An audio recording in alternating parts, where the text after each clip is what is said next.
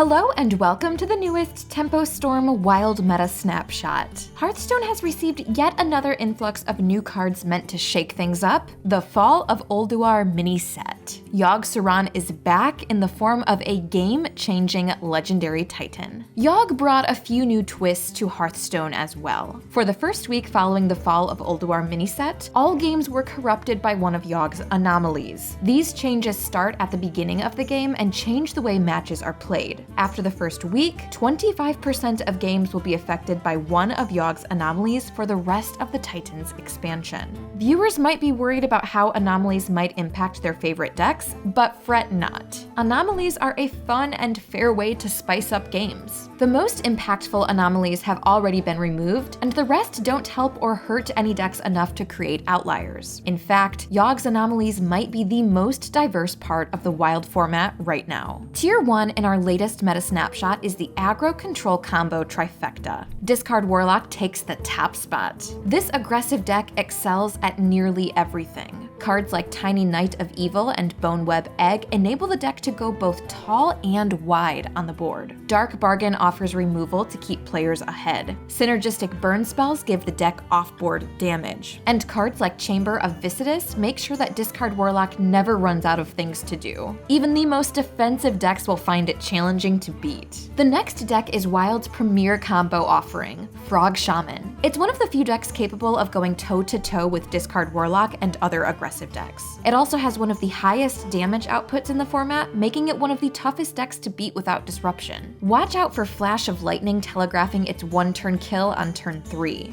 Finally, we have the best control deck in Wild, Even Warrior. Garish became even tougher to kill in Fall of Ulduar. Sanitize, a new 4-mana spell, can clear nearly any board from turn 4 onward. The only limiting factor is how much armors players can stack. Tier 2 consists of decks that can keep up with the best of the best. Admittedly, there aren't many that can. Most of these are decks that were formerly Tier 1, like Mech Paladin and even Shaman. Both of these decks rely on powerful synergies to explode onto the board, but neither fare well into those found in Tier 1 now. The other decks in Tier 2 are the ones that have been there perpetually for months. Mech Mage and Shutterwalk Shaman. Mech Mage might be the only aggro deck that can keep up with Discard Warlock. Its swing turns are often too much for the Warlock to recover from. Shutterwalk Shaman, meanwhile, gets by on its flat matchup spread. The Flurgle Tox combo means Thrall always has a way to win the board, and disruption cards like Loatheb combined with Brilliant Macaw can keep spell-heavy combo decks at bay. Tier 3 and beyond, unfortunately, is harder to recommend. Most of these decks are either focused on beating a specific kind of opponent, or too fragile to perform at a reasonable level in most matchups. There is one deck here to keep an eye on though. Miracle Rogue is making a comeback with Yogg-Saron Unleashed. Many players are having fun with unoptimized builds at the moment, but we're curious to see if the deck's performance improves as players turn to better lists. If anyone has a shot at breaking open the meta, it's Valeera. Want a more comprehensive analysis of the Wild metagame during Fall of Ulduar? Read our full meta report at tempostorm.com, where we provide an in-depth breakdown on the Wild metagame and the best decks for laddering. As always, thanks for watching.